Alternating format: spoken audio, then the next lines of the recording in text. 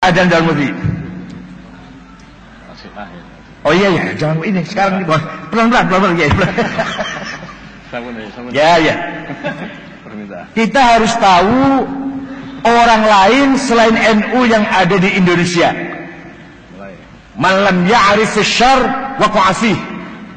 Man lam ya'rif asy-syarra waqa'a fihi.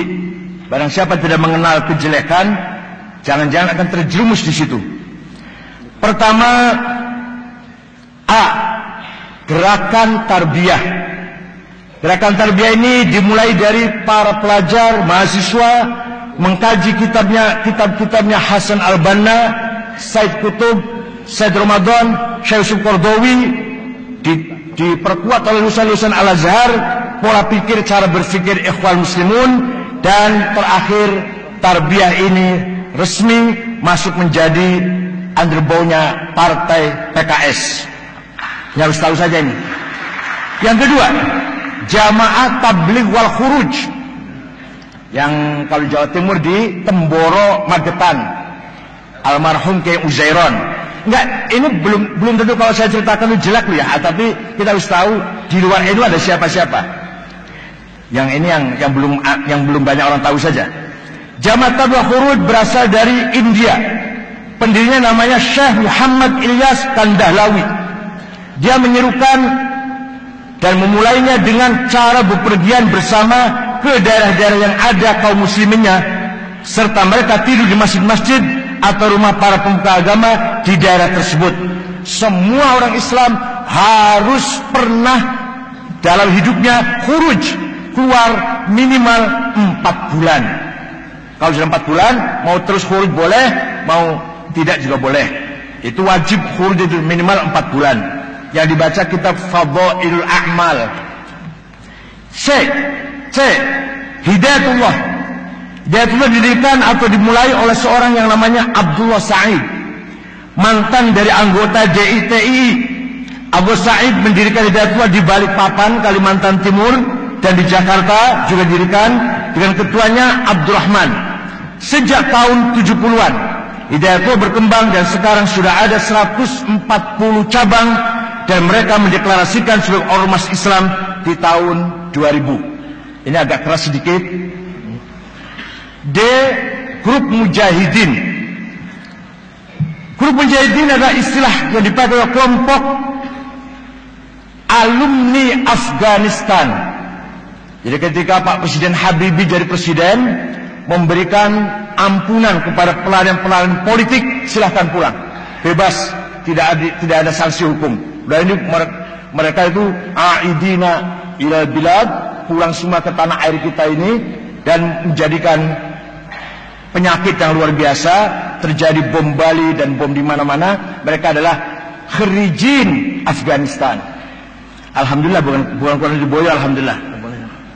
Nah, yang terkenal adalah ketika berkumpul di Jogja, resmi berdiri Majlis Mujahidin, diketuai oleh Gus Abu Bakar Ba'asyir, yang jenggotnya panjang itu. Dan biasanya orang kalau berjenggot tidak cerdas. Orang cerdas nggak berjenggot. Imam Arif Amin nggak berjenggot, Gus Dur, Pak Nurholis Majid nggak berjenggot, Pak Nuh nggak berjenggot. Orang cerdas semuanya.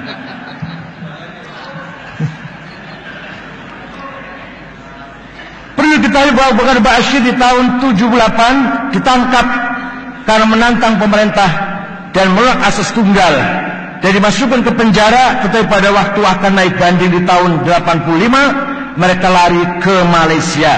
Abu Bakar Ba'asyir ditangkap dengan temannya yang bernama Abdullah Sungkar. Wah, itulah kita tahu. E.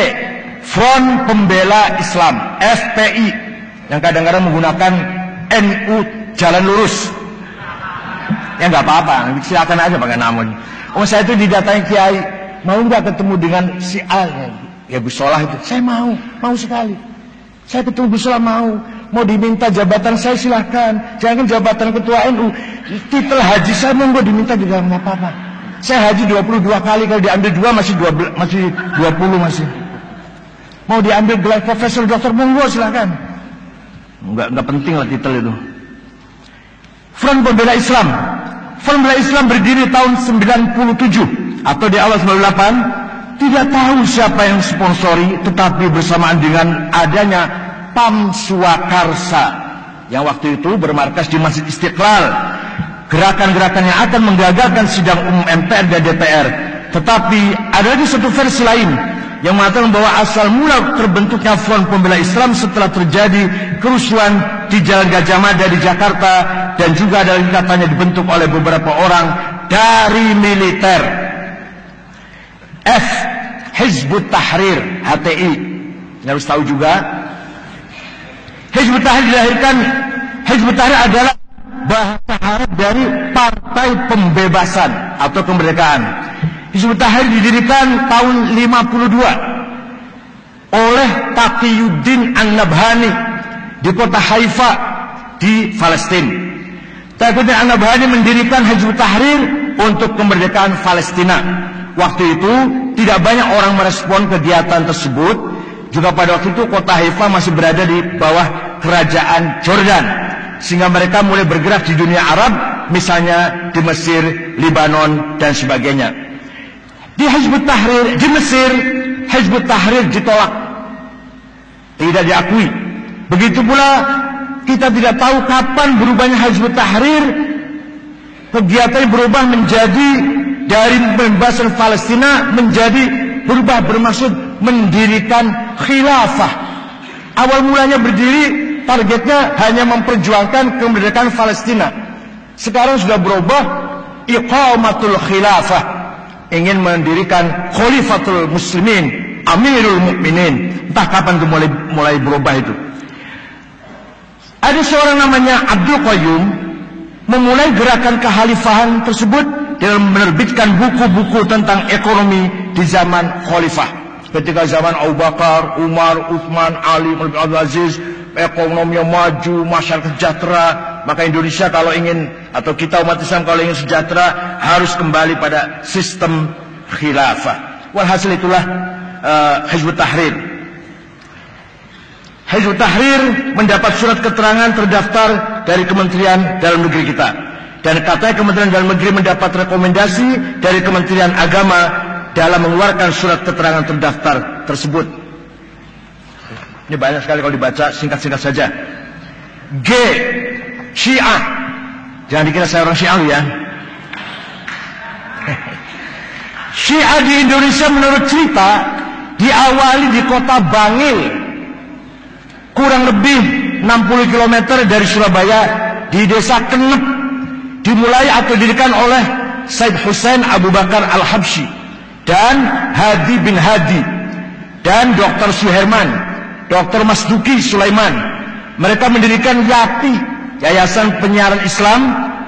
Pada mulanya yayasan tersebut betul-betul menyiarkan Islam, tetapi setelah Hadi bin Hadi, Dr. Masduki, Dr. Suherman keluar dari yayasan, maka Said Hussein Abu Bakar Al-Habsyi mengikuti ajaran Syiah. Disinilah mulanya pergerakan Syiah, dan ini pada tahun 50-an.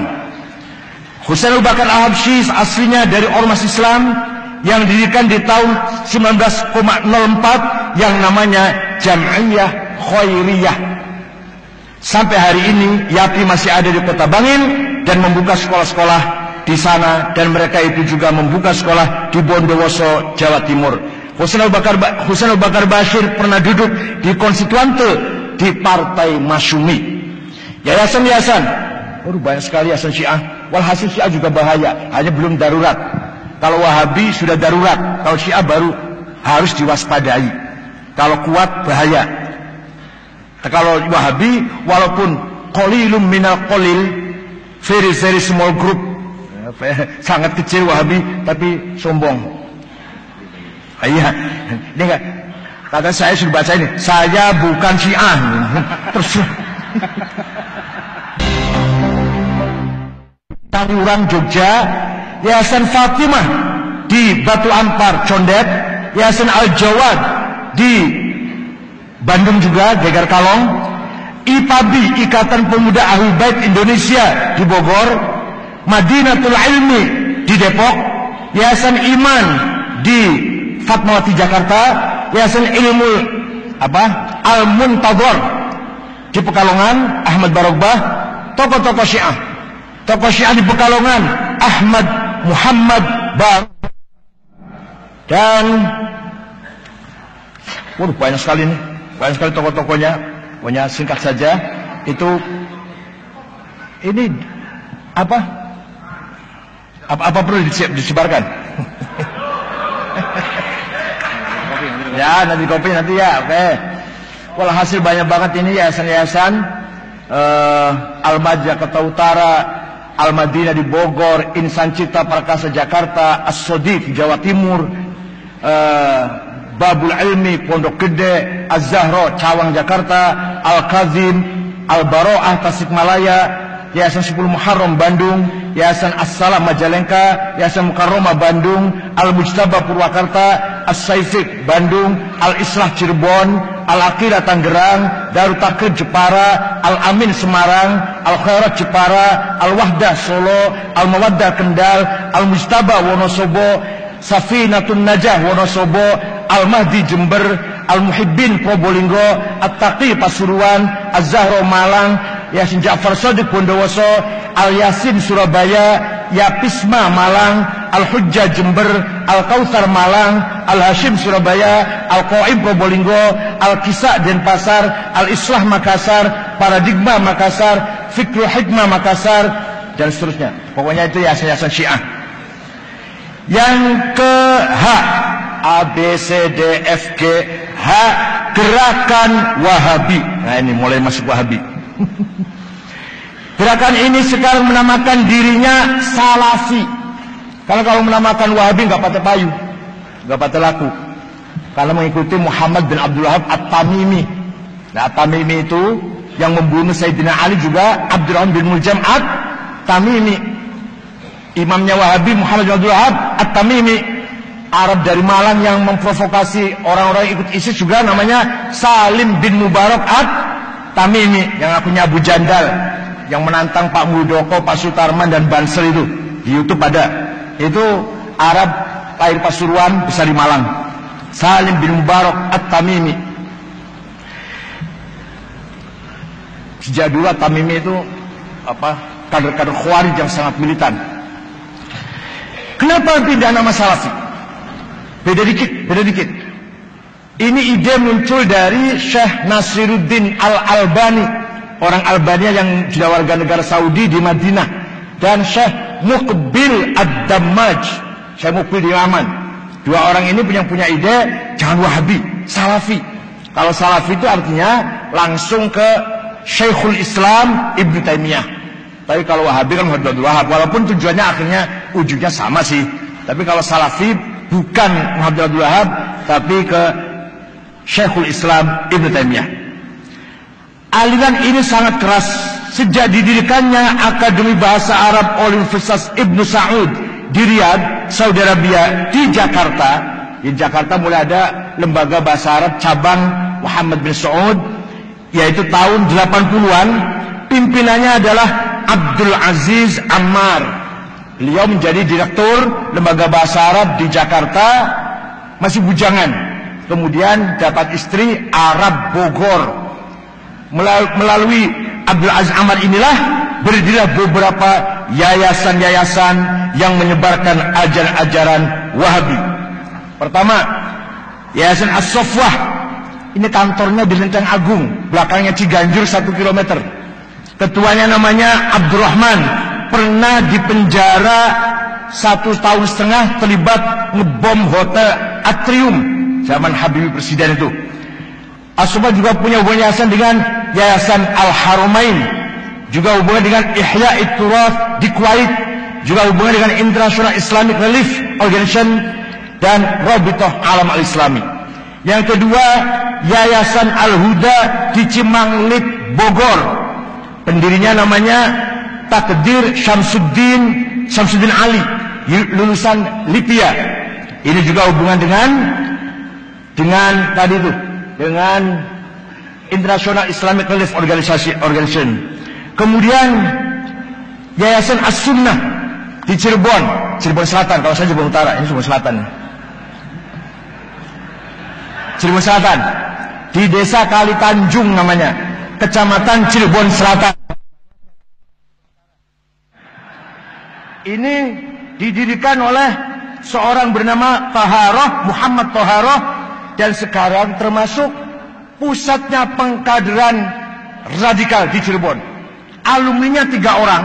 1 namanya Saifuddin, ngebom Masjid Polresta Cirebon. 2 Sarifuddin dari Desa Manis Lor, Kecamatan Jalaksana, Kuningan, ngebom Ritz-Carlton yang bawa pot bunga masuk ke hotel, di dalamnya ada bom. Yang ketiga Ahmad Yusuf, ngebom Gereja Bethel di Solo. Itu 3-tiganya dari Cirebon Selatan. Betul, Selatan, enggak. Kalau saya utara. Sampai sekarang masih ada Yayasan As-Sunnah ini di Kali Tanjung, tapi pecah di dalamnya antara Salim Bajri dengan Umar Baswed. Umar Baswed lebih keras lagi daripada Salim Bajri. Saya tahu persis di Cirebon, dananya dari mana? Dari Yusuf Ba'isa dan dari Khalid Bawazir yang memiliki sarung cap mangga. Tapi TV 9 rupanya dapat dari situ juga ya. Sering iklan sarung cap mangga ya Allah. Rupanya dari situ juga. Ya nggak apa-apa lah, itu bisnis. Yayasan Taif Mansurah. Yayasan ini ada di Jawa Timur, memakai alamat di Kota Kediri. Gus Kafabi di Kota Kediri, PO Box 182, nomor telepon 0354394947 di Kota Kediri. Direkturnya namanya Masruhin Sahil, itu di Kota Kediri. Kemudian Yayasan Dakwah Islamiyah, ketuanya namanya Cecep Romi Hidayat di Rangkas Bitung, Banten. Kemudian Yayasan Wihda Islamiyah. Yayasan ini dibangun oleh orang Makassar, asal Makassar, namanya Muhammad Ikhwan, berkantor di Duren Sawit, Jakarta. Yayasan Al-Imam berada di Sukabumi, ketuanya, direkturnya namanya Bukhari Muslim. Yayasan Darun Najwa di Jakarta Timur, di Kebonanas, Jalan Setia, ini juga berhubungan dengan Yayasan Al-Haramain yang ada di Saudi Arabia. Yayasan El Data, ketuanya namanya Yusuf Harun. Yayasan Markaz Al-Faruq, ketuanya namanya Mamduh Farhan Bukhari, dibantu oleh Amin Rojab Arab Bondowoso. Amin Rojab itu kalau nggak tahu, itu alamatnya di Jalan Danau Toba, Jember. Itu barangkali yayasan-yayasan Wahabi yang harus kita ketahui. Tapi sekarang akhir-akhir ini beberapa yayasan yang saya sebut tadi sudah mulai di internalnya sendiri sudah mulai konflik. Jadi kalau kelompok radikal itu nanti salah satu anggotanya ada yang sedikit aja kendor, langsung pecah. Sejak dulu begitu, Khawarij langsung pecah jadi 20. Karena kalau sedikit aja ada yang beda pendapat, langsung mendirikan organisasi sendiri. Kata Al-Asfariyah, pokoknya bukan Khawarij itu kafir, kufrul akidah. Perempuannya, anak-anaknya boleh jadikan budak. Kata An-Najadat, tidak, kafir kufron nikmah. Anak kecilnya dan perempuannya tidak boleh dijadikan budak, tidak boleh menjadi rampasan perang. Itulah, pokoknya kalau kelompok ekstrim pasti mudah pecah. Tapi kalau kelompok moderat, insya Allah semakin solid, insya Allah. Kecuali yang tidak mau solid. Ya, jaringan-jaringan Wahabi ini sangat banyak sekali. Semua data-datanya ada sama saya. Bahkan ada yang memiliki sampai ratusan hektar kebun sawit yang sangat menghasilkan, produktif, membiayai gerakan-gerakan mereka itu. Ini ada yang kebun sawit, ada yang punya kilang sumur-sumur minyak juga, ada yang punya koperasi sangat kuat, dananya dari Kuwait, dari kedutaan Kuwait, dibangun pada Agustus tahun 2001 dengan dana yang sangat luar biasa. Walhasil inilah ghair nahdiyin. Tambah lagi kalau kata Ki Ma'ruf, apa Ki Ma'ruf? Liberal juga bahaya ya. Liberal juga bahaya. Tapi kalau liberalin, bahayanya tuh di level elit. Orang-orang MWS ini belum merasakan bahayanya liberal. Kalau liberal itu baru di level elit, mengajak orang bebas berpikir tanpa ikatan agama, ikatan nas, Quran, hadis, lepaskan itu. itu namanya berpikir liberal.